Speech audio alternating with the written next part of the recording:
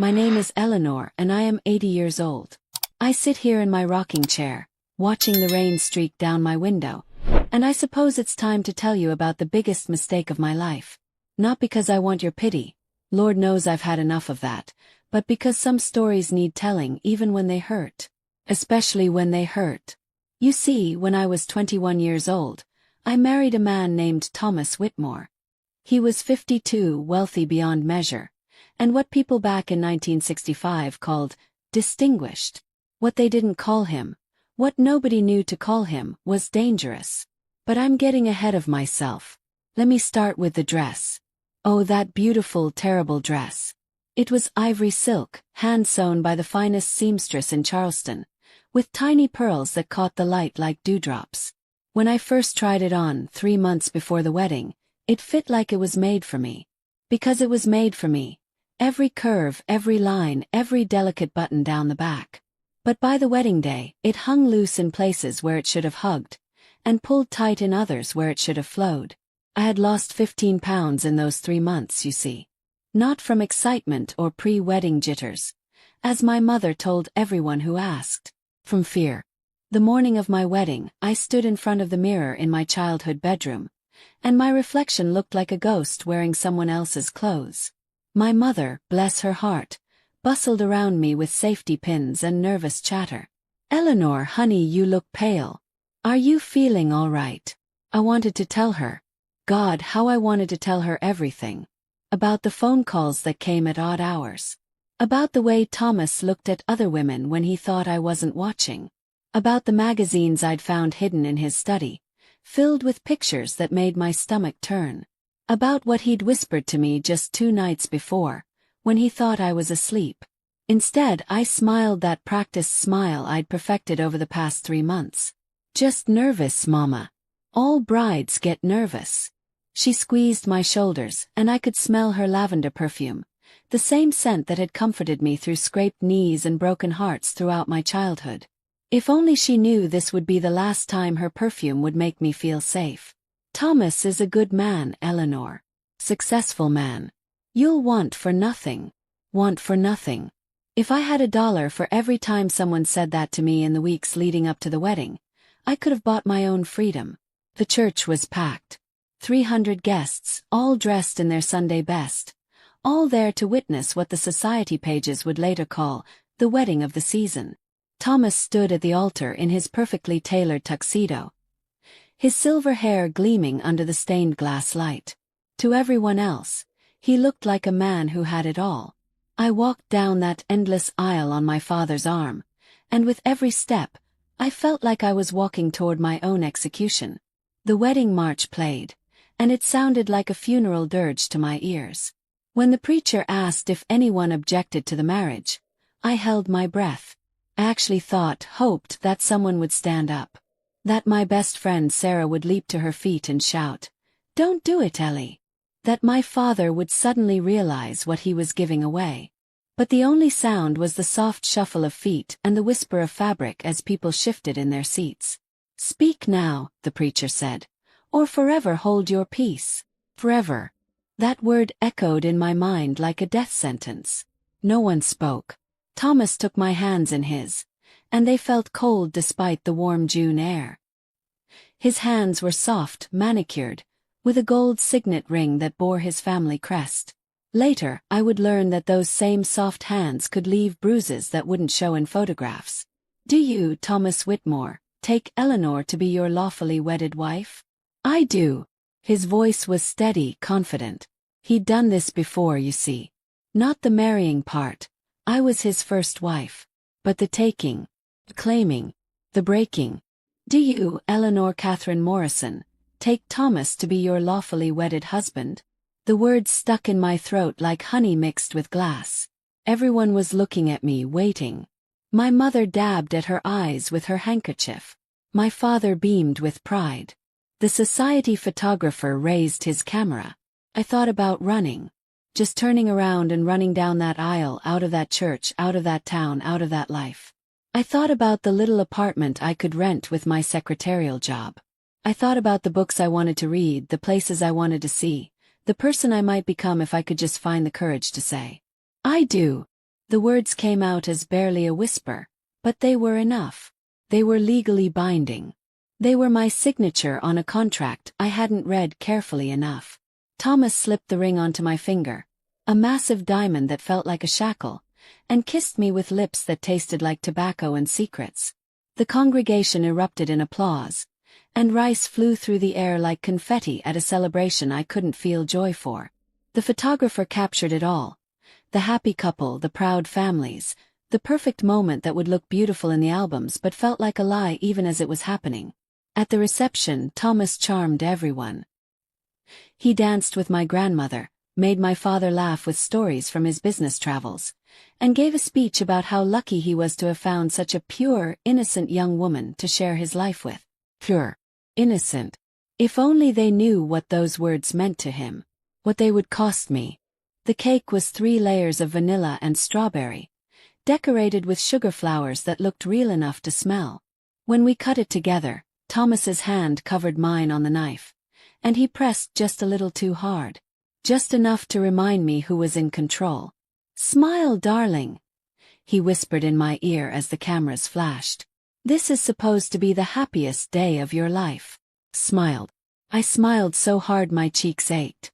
As the evening wore on and the guests began to drift away, I found myself standing alone on the terrace outside the country club ballroom. The June air was thick with the scent of honeysuckle and the distant sound of jazz music drifting from inside. Sarah found me there, her bridesmaid dress the color of summer sky. "Ellie," she said softly, using the nickname she'd called me since we were 7 years old. "You okay, hon?" I turned to look at my dearest friend, this girl who knew all my secrets except the ones that mattered most. I wanted to tell her about the magazines, about the phone calls, about the way Thomas looked at me sometimes, like I was something he'd bought and paid for. Instead, I smoothed down my wedding dress and gave her that practiced smile. Of course. Why wouldn't I be okay? I just married the most eligible bachelor in 3 counties. She studied my face in the soft light of the paper lanterns strung around the terrace. Sarah always could read me like a book, but that night I kept my pages closed. "If you ever need anything," she said finally, "anything at all, you call me. Promise." I promise. It was the last promise I would be able to keep for a very long time. Thomas appeared at my elbow, his hand settling possessively on the small of my back. "Ready to go, Mrs. Whitmore." Mrs. Whitmore. I wasn't Eleanor anymore. I was an extension of him, a possession with his name stamped on it like a deed to property. "Ready," I lied. As we walked to his black Cadillac, I caught a glimpse of my reflection in the window. The girl who had put on that wedding dress that morning was gone. In her place stood a woman who had signed away her freedom with 2 simple words. Do. The car pulled away from the country club, carrying me toward a life I couldn't yet imagine and wouldn't have chosen if I could. The last thing I saw was Sarah standing on the terrace, her hand raised in goodbye, getting smaller and smaller until she disappeared entirely. I didn't know it then, but it would be 3 years before I saw her again. 3 years before I could bring myself to look my best friend in the eye and admit what I had become. Thomas reached over and took my hand as we drove through the night toward our new home, his family's estate on the outskirts of town. His thumb traced circles on my wedding ring, and he hummed softly under his breath. "You made me very happy today, Eleanor," he said. "I hope you know how grateful I am." I stared out the window at the darkness rushing past and wondered if this was what drowning felt like. This feeling of being pulled under by something much stronger than yourself, unable to fight your way back to the surface. "Thank you, Thomas," I whispered, because that's what good wives were supposed to say. But inside, in the deepest part of my heart where even he couldn't reach, I was already planning my escape. I just didn't know it would take me 59 years to find the courage to use it. What secrets was Thomas hiding? How did Eleanor survive those 3 missing years with Sarah? And what finally gave her the strength to break free? Find out in the next chapter, where we'll discover the dark truth behind Thomas Whitmore's business trips, and the price Eleanor paid for learning too much. The Whitmore estate sat on 200 acres of rolling hills like a sleeping giant in the darkness. As our car crunched up the gravel driveway that wedding night, I pressed my face to the cool window glass and tried to see my new home through the shadows. It was enormous. Bigger than anything I'd ever imagined living in, with tall white columns and black shutters that looked like closed eyes in the moonlight. Spanish moss hung from the ancient oak trees like ghostly veils, swaying in the warm June breeze. "Welcome home, darling," Thomas said, but the word home sounded strange coming from his lips. Cold. Clinical. The housekeeper, Mrs. Caldwell, met us at the front door. She was a thin, severe woman in her 60s with steel-gray hair pulled back so tight it seemed to stretch her features. Her smile was polite but distant, like she was greeting business associates rather than newlyweds. "Mrs. Whitmore," she said with a slight nod. "I've prepared the master suite. Would you like me to show you up?" Mrs. Whitmore. There was again that name that didn't feel like mine. That would never feel like mine. "That won't be necessary," Thomas said, his hand finding my elbow with that gentle pressure that wasn't gentle at all. "I'll show Eleanor around myself." The front hall was larger than my parents' entire living room, with a chandelier that cast intricate shadows on the marble floor. Oil paintings of stern-faced Whitmore ancestors lined the walls, their eyes seeming to follow us as we climbed the sweeping staircase. "Your family's been here a long time," I said, trying to fill the silence. "Since 1847, Thomas replied. "5 generations of Whitmore men have walked these halls. And now—" He stopped at the top of the stairs and turned to face me, his gray eyes reflecting the chandelier light. "Now you're part of that legacy, Eleanor. Part of something bigger than yourself." The master bedroom was at the end of a long hallway lined with closed doors. I wondered what was behind them, but something in Thomas's demeanor told me not to ask. Not yet. Our bedroom was decorated in deep burgundy and gold, with heavy velvet curtains that blocked out most of the moonlight. A 4-poster bed dominated the space, looking more like an altar than a place of rest. "Your things have already been moved from your parents' house," Thomas said, opening a door that led to an enormous walk-in closet. "Mrs. Caldwell took the liberty of arranging them." My few dresses looked lost among Thomas's rows of expensive suits, like wildflowers planted in a formal garden. I touched the sleeve of my favorite yellow sundress, the one I'd worn on my last day of freedom, and it felt like greeting an old friend I might never see again. "The bathroom's through here," Thomas continued his tour. "And this." He opened another door to reveal a smaller room with a writing desk and bookshelves. "This can be your sitting room. For your hobbies." Like reading was something frivolous, something to be contained in a small space where it wouldn't interfere with more important matters. That first night, I lay awake listening to Thomas breathe beside me. He'd been gentle enough, I supposed, but there was something mechanical about the whole thing, like he was following a script he'd memorized. When it was over, he'd rolled away without a word and fallen asleep almost immediately. I stared at the ceiling and tried not to cry. This was my life now.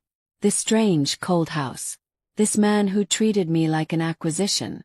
This feeling of being utterly, completely alone despite sharing a bed with another person. The next morning, I woke to find Thomas already dressed in one of his perfectly pressed suits, adjusting his tie in front of the mirror. "I have to go to Atlanta today," he said without looking at me. "Business. I'll be back tomorrow evening." "Atlanta." I sat up, clutching the sheet to my chest. "But we just got married." I thought. "You thought what, Eleanor?" He turned to face me, and his expression was patient but patronizing, like a teacher correcting a slow student. "Did you think we'd spend weeks lounging around playing house? I have responsibilities. Commitments that existed long before you came along." The casual cruelty of it took my breath away. Long before you came along. Like I was an afterthought, a bonus prize in a game I didn't know the rules to. "What am I supposed to do while you're gone?" "Settle in. Get acquainted with the house. Mrs. Caldwell will take care of your needs." He picked up a leather briefcase that looked expensive enough to feed a family for a month. "Oh, and Eleanor, don't go into the East Wing. That section of the house is being renovated." Then he was gone, leaving behind only the faint scent of his cologne and the sound of gravel crunching under his car tires. I spent that first day exploring the parts of the house Thomas hadn't forbidden.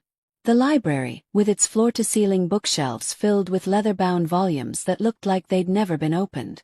The formal dining room, with a table that could seat 20 people and would make every meal feel like a business meeting. The kitchen, where Mrs. Caldwell reigned supreme and made it clear that this was her domain, not mine. Mr. Whitmore doesn't like changes to the household routine. She informed me when I suggested we might have dinner in the breakfast nook instead of the cavernous dining room. He prefers things done the way they've always been done. The way they've always been done. I was beginning to understand that this phrase would govern every aspect of my new life. By the second day, the silence in the house felt like a living thing. Mrs. Caldwell went about her duties with quiet efficiency, speaking only when spoken to. The few other staff members, a gardener, a cleaning lady who came twice a week, were equally reserved. It was that afternoon, while Mrs. Caldwell was in town getting groceries, that I found myself standing at the end of the main hallway, staring at the heavy wooden door that led to the East Wing. Don't go into the East Wing. But why? What was so important about renovations that I couldn't even peek inside? In my parents' house, renovation meant painting the kitchen cabinets and maybe getting new curtains. What could possibly require such secrecy? I tried the handle. But there was another way. Through the garden I could see windows on the east side of the house. If I was careful, if I was quiet. The East Wing looked nothing like the rest of the house. While the main section was perfectly maintained, this part looked genuinely abandoned. Paint peeled from the shutters, and weeds grew up around the foundation. It didn't look like any renovation I'd ever seen. The first window I tried was locked, but the second one, a small window near what might have been a back entrance, was loose in its frame. With a little effort, I managed to work it open just enough to squeeze through. I dropped down into what had once been a hallway, my feet crunching on debris and dust. The air smelled stale and sour, like something had been left to rot. I pulled out the small flashlight I'd grabbed from the kitchen junk drawer and swept the beam around. This wasn't renovation. This was abandonment. Wallpaper hung in strips, and water stains spread across the ceiling like dark clouds. My footsteps echoed as I made my way down the hallway, past rooms filled with covered furniture and the ghostly remains of what had once been someone's home. At the end of the hall, I found a door that was newer than the others. Solid wood with a heavy brass lock that looked recently installed. Unlike everything else in this wing, this door was well maintained. Protected. I tried the handle, not expecting it to turn. Did. The room beyond was small and windowless, lit only by the thin beam of my flashlight. But what I saw in that light made my blood turn to ice. Photographs. Dozens of them, maybe hundreds, tacked to every inch of the walls like wallpaper made of secrets. And not just any photographs. These were pictures of women. Young women, some barely older than teenagers. All beautiful. All smiling. All looking directly at the camera with expressions that ranged from shy to seductive. But it wasn't just the photographs that made my hands shake as I held the flashlight. It was what was written beneath each picture in Thomas's careful handwriting. Atlanta, June 1964. Very responsive. New Orleans, September 1964. Required more persuasion. Charleston, December 1964. Perfect for the clients in Miami. I moved closer, my heart pounding so loud I was sure someone would hear it. There were dates, locations, and beneath each photo, notes that made me feel sick to my stomach. Clients. He was selling these women. Trading them. Using them. And then I saw it in the bottom corner of the far wall. A photograph that hadn't been there when the others were taken. This one was newer, the colors more vibrant. It was me. My engagement photo, the one that had been in the newspaper when Thomas announced our upcoming wedding. But beneath it, in that same careful handwriting, were words that made the world tilt sideways beneath my feet. Eleanor Morrison. Acquired June 1965. Perfect for the Charleston operation. Extremely naive, ideal for long-term placement. Acquired. like I was livestock, like I was property. I stumbled backward, my hip catching the corner of a table I hadn't noticed. Something fell to the floor with a crash that seemed to echo through the entire house. On the floor lay a leather journal, its pages scattered. I knelt and gathered them up with shaking hands, and what I read there destroyed whatever innocence I had left. Amounts of money. A carefully kept record of human trafficking disguised as a legitimate business. Thomas wasn't just wealthy. He was wealthy because he bought and sold women like cattle at market. And I was his newest acquisition. The sound of a car in the driveway reached me through the dusty air, and my blood turned to ice. Thomas wasn't supposed to be back until tomorrow evening. Unless Mrs. Caldwell had called him. Unless she'd seen me heading toward the East Wing and decided her loyalty lay with her employer rather than his naive young wife. I stuffed the scattered pages back into the journal, my hands shaking so badly I could barely grip the leather binding. I had to get out of here. Had to get back to the main house and pretend I'd never seen any of this. But as I turned toward the door, I heard footsteps in the hallway. Heavy, measured footsteps that I already knew well. Thomas was in the East Wing. And he was heading straight for this room. I looked around frantically for another way out, but there was none. Just 4 walls covered in photographs of women who had trusted the wrong man. And me, trapped in the middle of it, all with evidence of crimes I couldn't even fully comprehend. The footsteps stopped outside the door. Eleanor. Thomas's voice was calm, almost gentle. The same tone he'd used when asking if I wanted sugar in my tea. I know you're in there, darling. Why don't you come out so we can talk? I pressed myself against the far wall, clutching the journal to my chest, and tried not to breathe. I'm not angry, he continued. And I could hear the lie in his voice like a snake hiding in tall grass. I'm just disappointed. We talked about trust, remember? About being honest with each other. The door creaked as it opened wider. I can see your flashlight, Eleanor. There's no point in hiding. I closed my eyes and thought of Sarah, of my parents, of the life I'd given up to be here. Of the girl in the yellow sundress who had never imagined she could end up in a room full of other women's nightmares. When I opened my eyes, Thomas was standing in the doorway, silhouetted against the dim light from the hallway.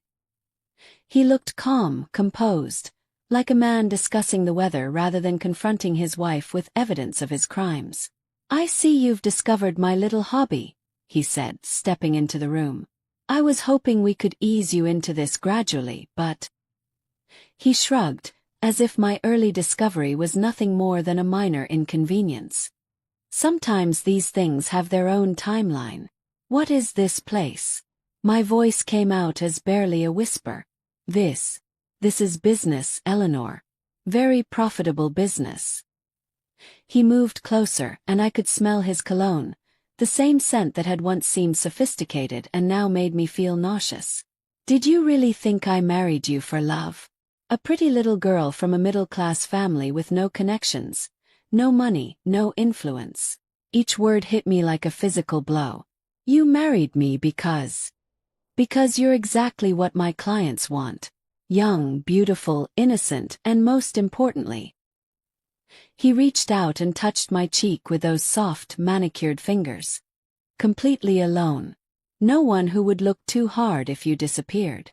The journal fell from my numb fingers, its pages scattering across the dusty floor like fallen leaves.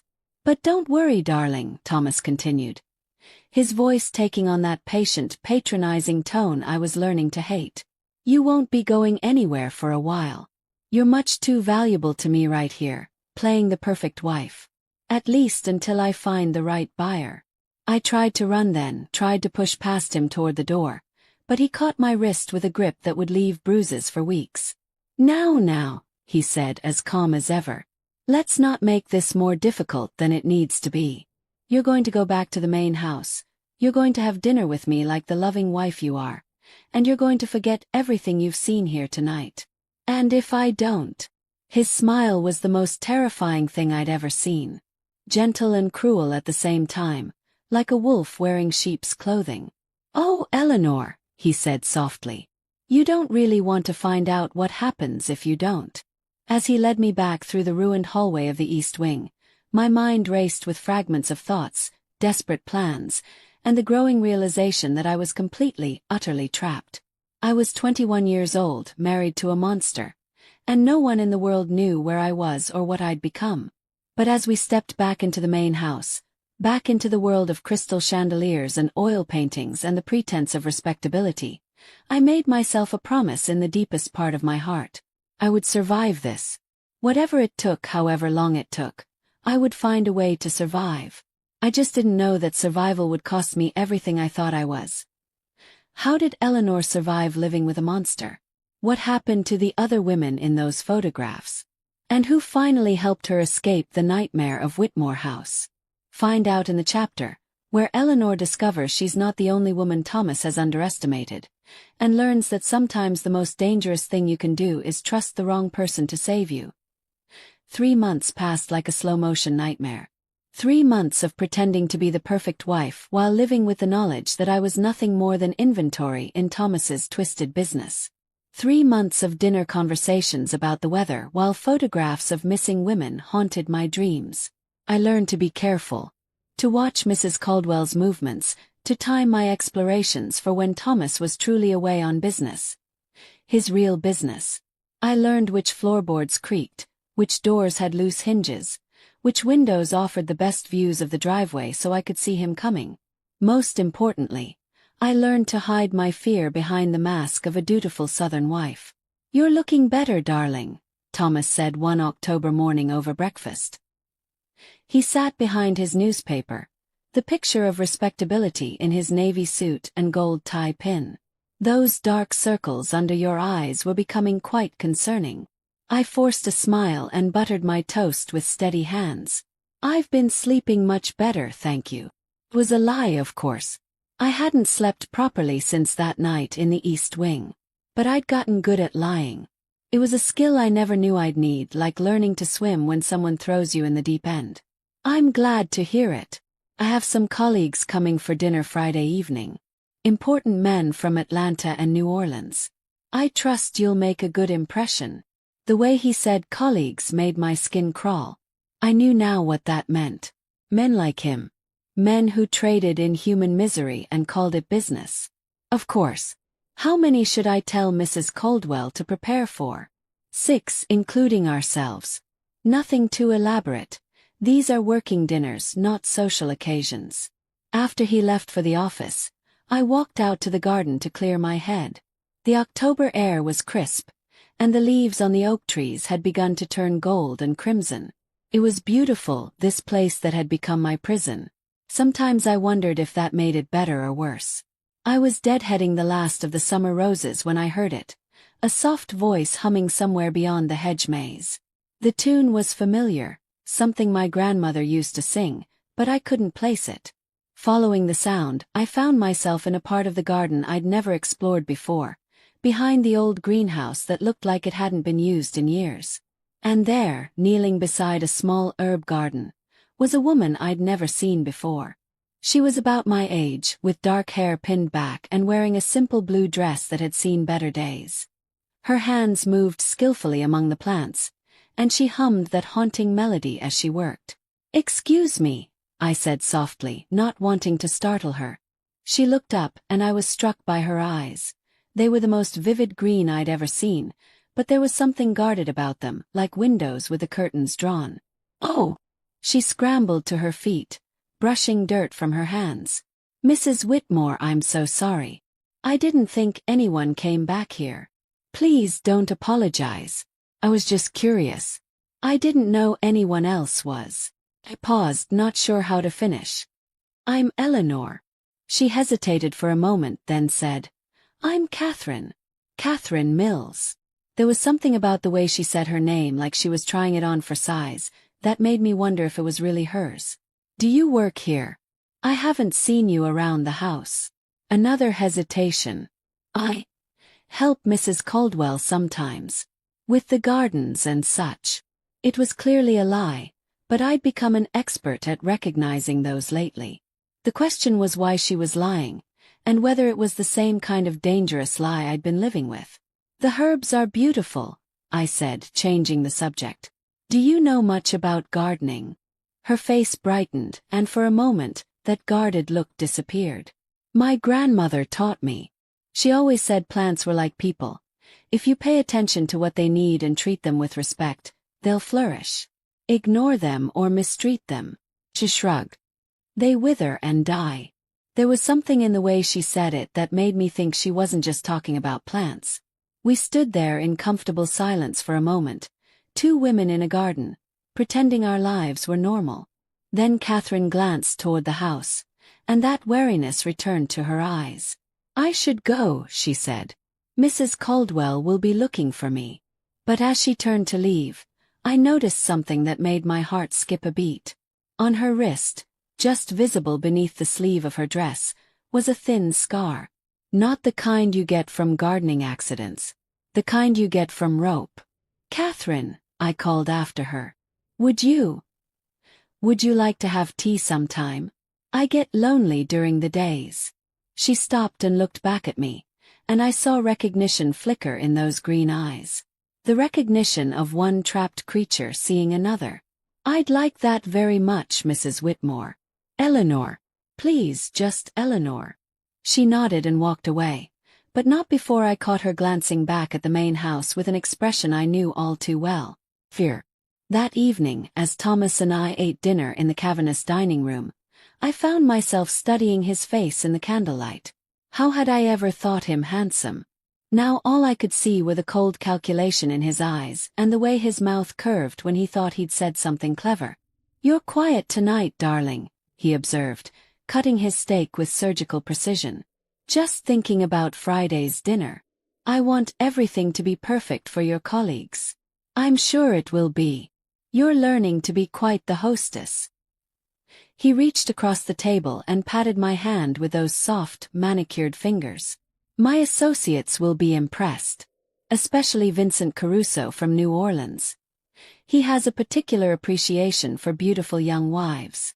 The way he said it made my stomach turn. I was being presented like a prize heifer at a county fair, and we both knew it.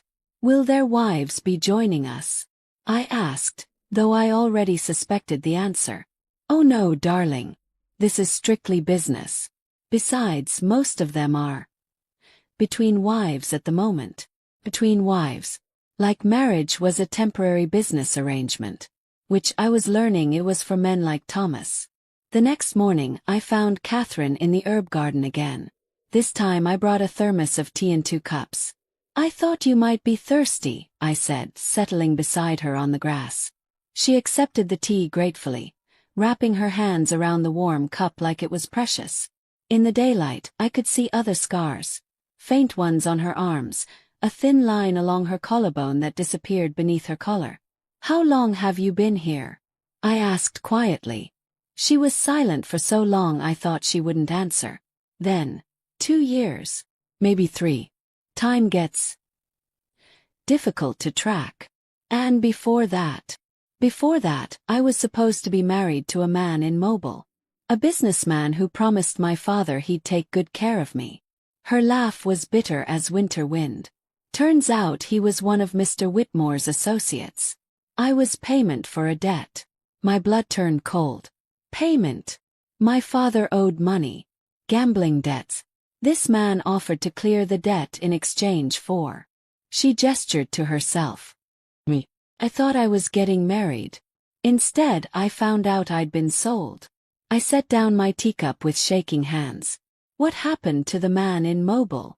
He kept me for 6 months. Then he got tired of me and sold me to someone else. Then someone else after that. Until I ended up here, in Mr. Whitmore's collection. Collection. Catherine looked toward the main house, and I followed her gaze to the east wing. You know about the east wing, don't you? I can see it in your eyes. You have that same look I had when I first discovered what this place really is. I nodded, not trusting my voice. He keeps some of us here, she continued. The ones who are difficult to place. Or the ones he's not ready to sell yet. We live in the old servants' quarters in the basement. Mrs. Caldwell brings us food and makes sure we don't cause trouble. How many? I whispered. Right now. For including me. But it changes. Sometimes new girls arrive. Sometimes. She didn't finish the sentence, but she didn't need to. The full horror of my situation was finally becoming clear. I wasn't just Thomas's wife. I was livestock in a warehouse, waiting my turn to be shipped out to the highest bidder. Why are you telling me this? Yes. Catherine studied my face for a long moment. Because you're not like the others he's brought home. You're not broken yet. And because.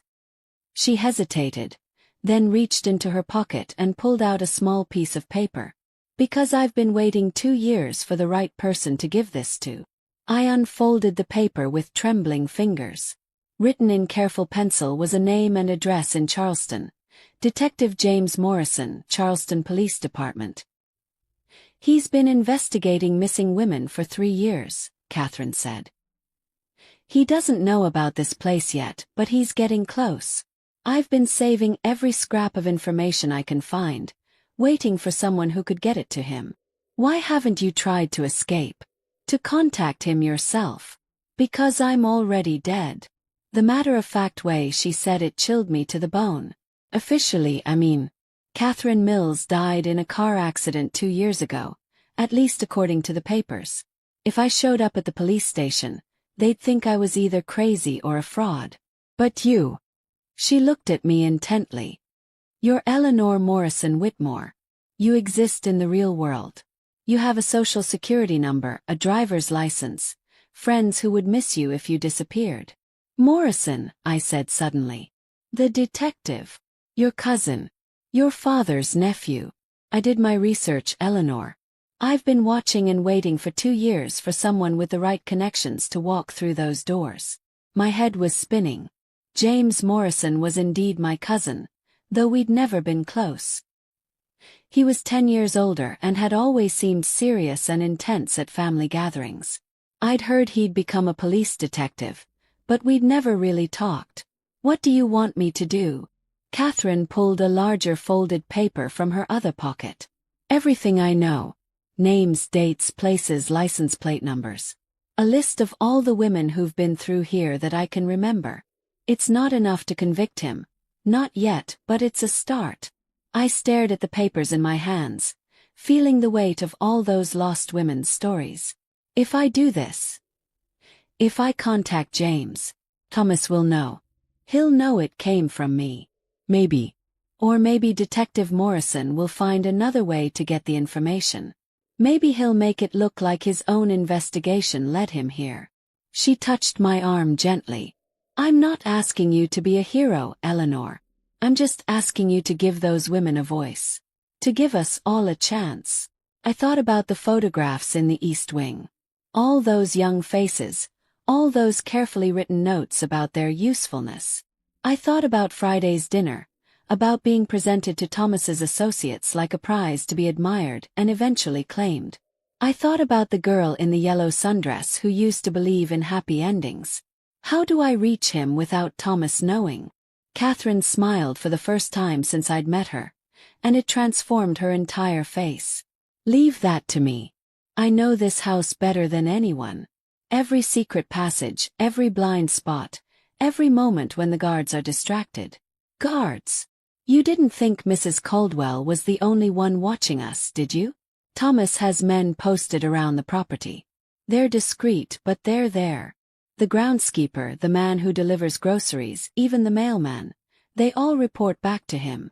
I felt the walls of my prison closing in even tighter. Then how? Because they're watching for women trying to escape, not for messages going out. And because. She lowered her voice to barely a whisper. I'm not the only one down there who wants to see Thomas Whitmore burn. That afternoon, Thomas came home early from the office, humming under his breath as he climbed the stairs to our bedroom. I was sitting at my dressing table, brushing my hair and trying to look like the perfect wife he thought he'd trained me to be. Good news, darling, he said, loosening his tie. Vincent Caruso was so impressed by your photograph that he's made a very generous offer. My hand stilled on the brush. Photograph? From our wedding, of course. The one that ran in the society pages. Vincent has excellent taste in women. He was quite taken with your potential. I met his eyes in the mirror, and what I saw there made my blood freeze. He was excited, anticipatory, like a man about to close a very profitable deal. What kind of offer? I managed to ask. The kind that will set us both up very comfortably for life.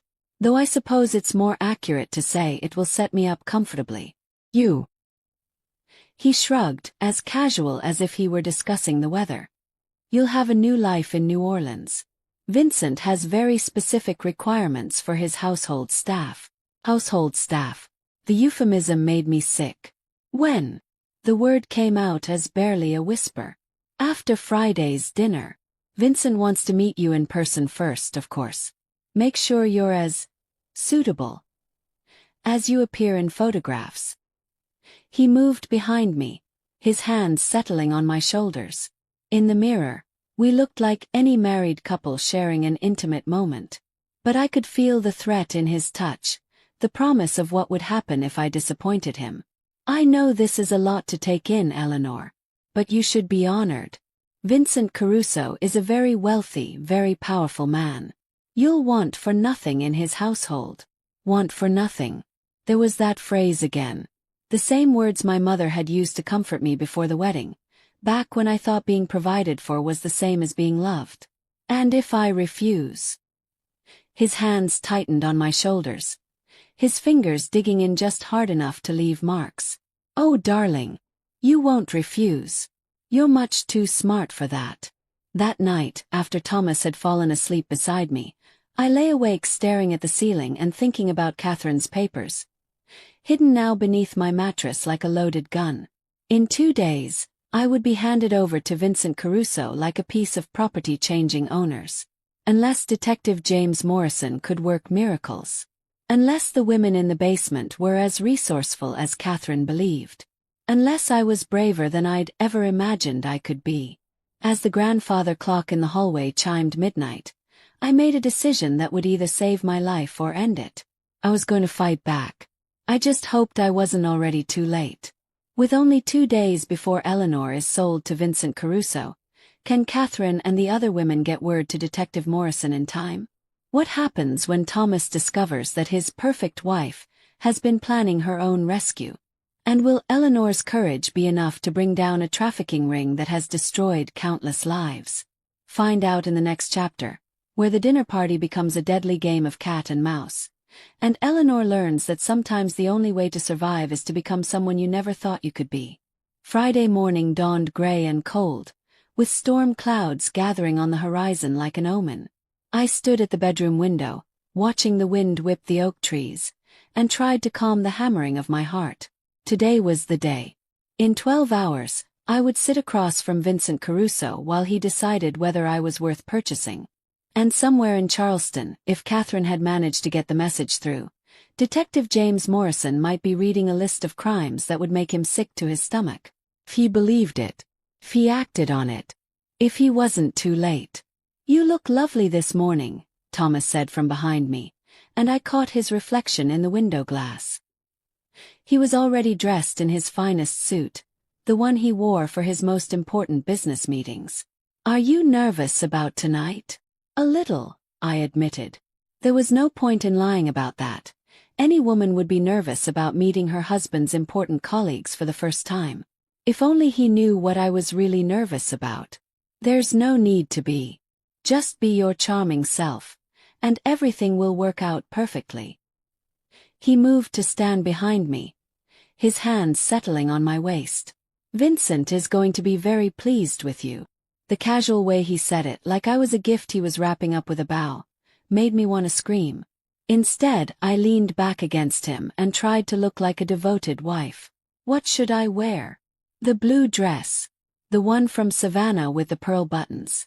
Vincent appreciates classic beauty. I knew the dress he meant. It was modest, feminine, the kind of thing that made me look younger than my 21 years. The kind of thing that would appeal to a man who liked his women helpless and innocent. The morning dragged by with endless preparations. Mrs. Caldwell directed the cleaning staff like a general preparing for battle, polishing silver that already gleamed and arranging flowers that were already perfect. The dining room was transformed into something worthy of a magazine photo, with crystal glasses and china plates that probably cost more than my father made in a month. I helped where I could, playing the role of the attentive hostess, but my mind was elsewhere. Every time I heard footsteps in the hallway, every time the phone rang, I wondered if this was it. If Detective Morrison had received Catherine's information and was on his way with a warrant. But the hours passed, and nothing happened. No police cars in the driveway.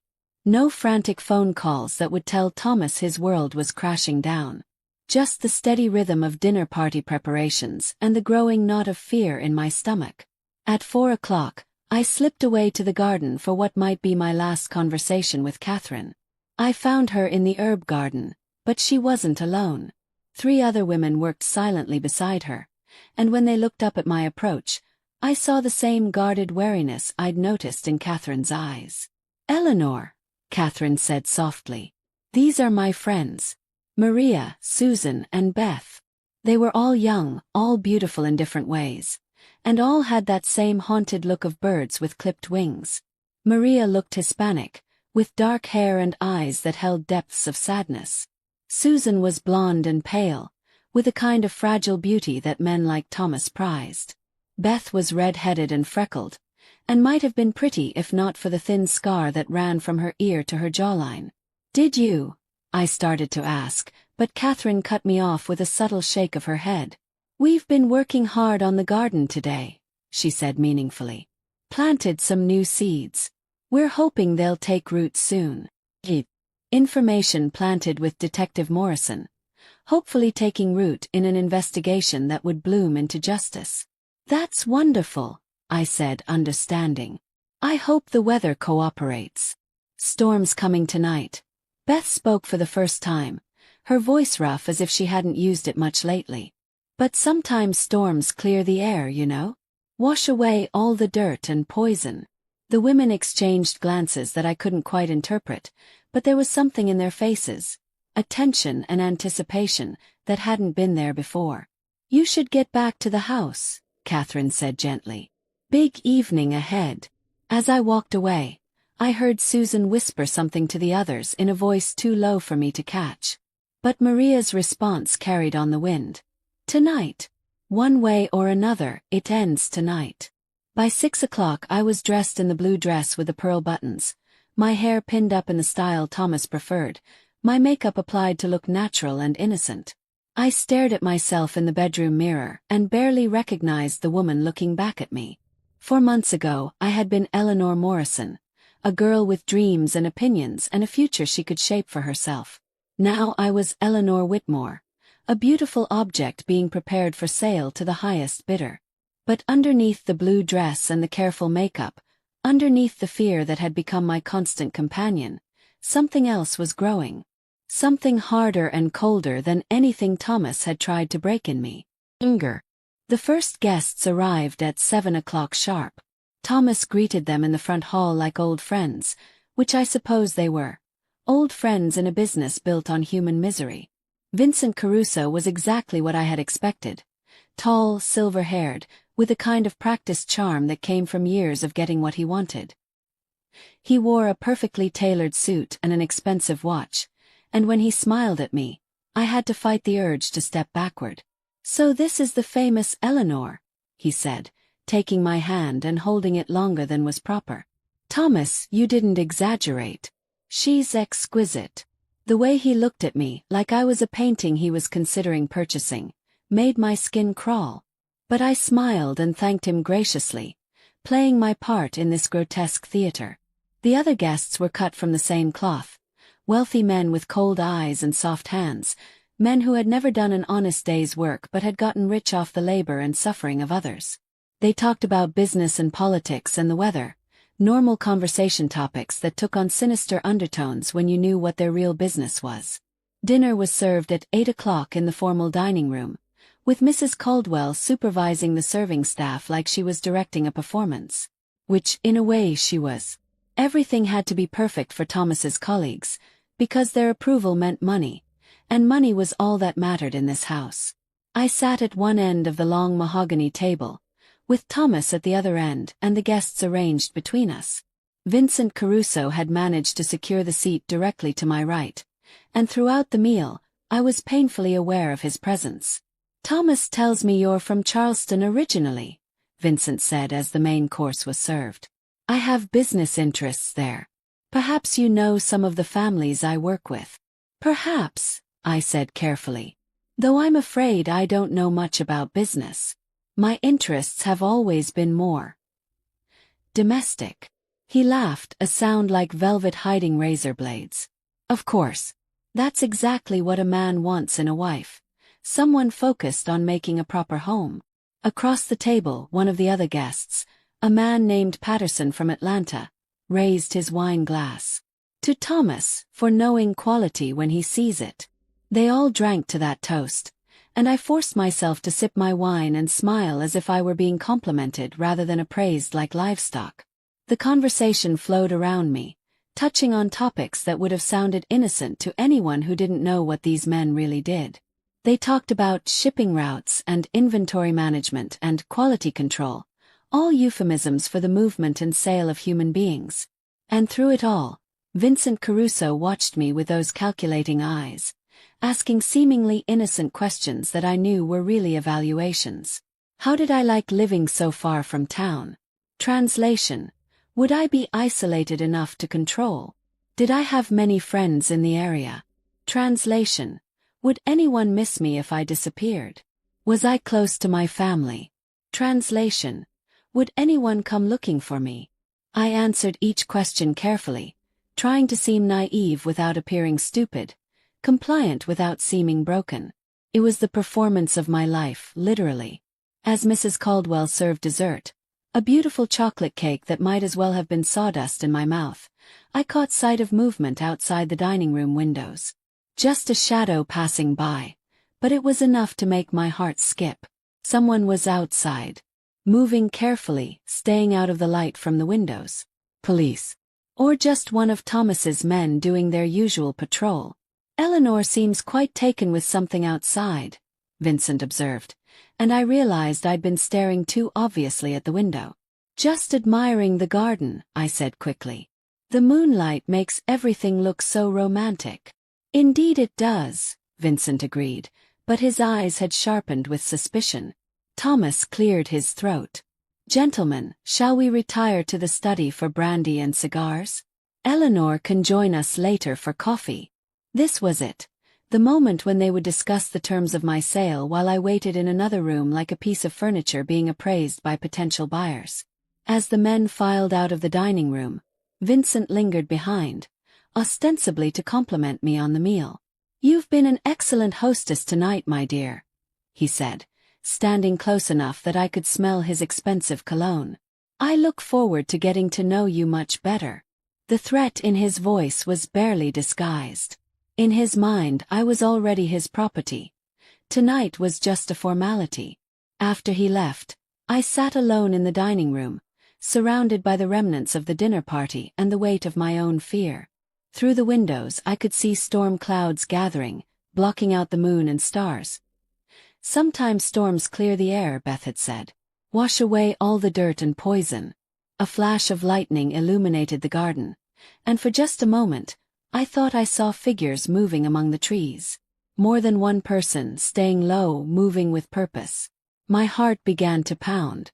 Either Detective Morrison had acted on Catherine's information, or Thomas's security was tighter than I'd realized, and those shadows meant something much worse for me. Mrs. Caldwell appeared in the doorway. "Mr. Whitmore would like you to join them in the study now, Mrs. Whitmore." I stood on legs that felt like water, smoothed down my blue dress, and walked toward what I knew would be either my salvation or my destruction. The study was thick with cigar smoke and the sound of men's laughter.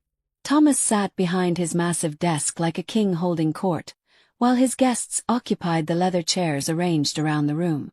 Vincent Caruso stood near the fireplace, brandy snifter in hand, looking entirely too comfortable in what was supposed to be my home. "Ah, Eleanor," Thomas said as I entered. "Perfect timing. Vincent was just telling us about his beautiful house in New Orleans." The gardens alone are worth seeing. I'd be honored to show them to you personally, Vincent said, his eyes never leaving my face. In fact, I was just telling Thomas that I'd like to extend an invitation for you to visit. An extended visit. The room fell silent except for the crackling of the fire and the distant rumble of thunder. Every man in that room knew what was really being discussed, and they were all watching to see how I would react. That's very kind of you, I managed to say. But I couldn't possibly leave Thomas for an extended period. Oh, but I insist, Vincent said, and now the velvet gloves were coming off. In fact, I've already made arrangements with Thomas. You'll be leaving with me tomorrow morning. Tomorrow morning. Not after careful consideration, not after a proper courtship, not even after a decent interval. Tomorrow morning, like I was a package being shipped overnight. I don't understand, I said, though of course I understood perfectly. Thomas stood up from behind his desk. Vincent has made me an offer I simply cannot refuse, darling. A business opportunity that will benefit all of us. All of us. My voice came out stronger than I'd expected. How does this benefit me? The question seemed to surprise them. Apparently, they hadn't expected me to ask about my own welfare in this transaction. You'll be well cared for, Vincent said smoothly. I have a beautiful home, a staff to see to your every need. You'll want for nothing. There it was again. Want for nothing. The promise that had been used to trap me from the very beginning. And if I refuse? The temperature in the room seemed to drop 10 degrees. Thomas's face hardened, and Vincent's smile became predatory. I don't think you understand the situation, Eleanor, Thomas said quietly. This isn't a request. Outside, the storm was getting closer. Lightning flashed more frequently now, and the thunder followed sooner after each flash. And in that next brilliant moment of lightning, I saw them clearly. Men in dark clothing moving through the garden with weapons drawn. Police. Had to be police. Actually, I said, my voice steady now despite the fear coursing through my veins. I think I understand the situation perfectly. I moved to the window, ostensibly to close the curtains against the storm, but really to get a better look at what was happening outside. Vincent and Thomas were too focused on their conversation to pay much attention to my movements. You've been selling women, I continued, my back still to the room. Trafficking them. Using your business connections and your wealth to destroy lives and profit from human misery. The silence behind me was deafening. When I turned around, every face in that room had gone pale. Eleanor, Thomas said carefully, you're overwrought.